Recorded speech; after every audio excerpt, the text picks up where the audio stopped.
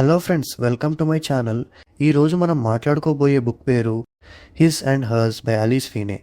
ఇక కథలోకి వస్తే, ఈ కథలో ప్రధాన పాత్రలన్న ఆండ్రూస్ మరియు జాక్ హార్పర్.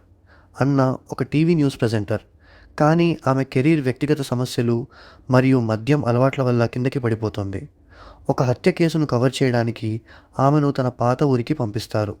అదే సమయంలో జాక్ ఒక పోలీస్ డిటెక్టివ్గా ఆ హత్యను దర్యాప్తు చేస్తున్నాడు. అన్నా మరియు జాక్కు ఒక గతం ఉంది. వాళ్ళు ఒకప్పుడు పెళ్లి చేసుకున్నారు, కానీ వారి సంబంధం చెడిపోయింది.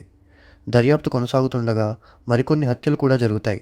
ప్రతి బాధితుడు ఏదో ఒక విధంగా ఒకరితో ఒకరు సంబంధం ఉన్నట్టు తెలుస్తుంది. అన్నా ఈ కేసును రిపోర్ట్ చేస్తూనే వ్యక్తిగతంగా కూడా ఇందులో ఇరుక్కుపోతుంది.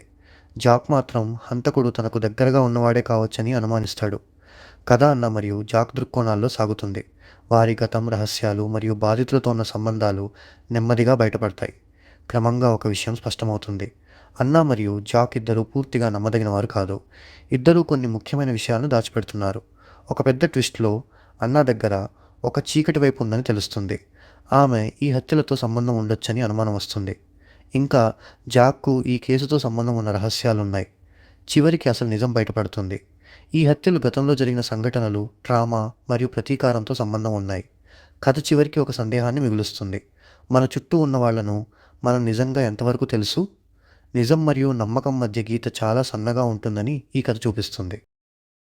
ఇలాంటి మరిన్ని వీడియోస్ కోసం మన ఛానల్ని సబ్స్క్రైబ్ చేసుకోండి. మళ్ళీ వచ్చే వీడియోలో ఇంకొక కథ గురించి మాట్లాడుకుందాం.